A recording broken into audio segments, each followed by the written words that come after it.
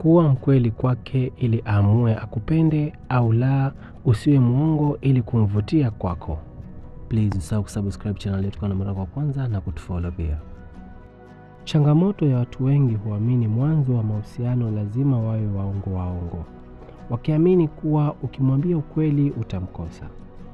Usiogope kumkosa kwa sababu ya kuongea huo ukweli wako, ila ogopa kumpata kwa kutumia uongo, maana utapata shida sana huko mbele ya safari kwa kuanza kuficha ukweli na kujielezea pale utakapobainika ukweli na utakapoipoteza ile imani yake aliyokuamini na kuijenga kwako. Hakikisha unakuwa real. Mwambie yale mengi apaswayo kuyafahamu kutoka kwako ili ajue yuko na mtu wa aina gani. Ajipime baada ya kukuelewa. Ukiwa mkweli huna cha kupoteza, ila yeye atakupoteza sababu wewe ni mkweli.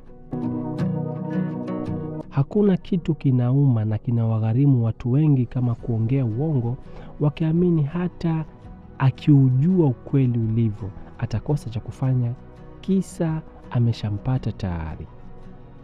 Rafiki, hakikisha unakuwa muwazi. Kama unamhitaji kwa ajili ya leo na kesho yako, basi asipokuamini usimlazimishe akuamini. Ikiwa basi alichokizungumza ni ukweli wa mambo, basi usimlazimishe kamwe.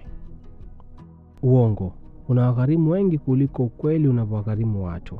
Ukiwa mkweli basi uhitaji kutunza kumbukumbu kwamba ipo siku atakuuliza na unaogopa kujichanganya. Hakikisha unakuwa mkweli na muwazi kwake kwa sababu unamhitaji zaidi kwenye maisha yako. Ukimwambia ukweli wako basi atajipima. Usikubali kutumia uongo kwa mtu, unaweza kuharibu na ukamkosa mtu uliyemhitaji sana. Hakikisha unakuwa muwazi kwake ili atambue wewe ni mtu wa aina gani, ili ajue aweje kwako.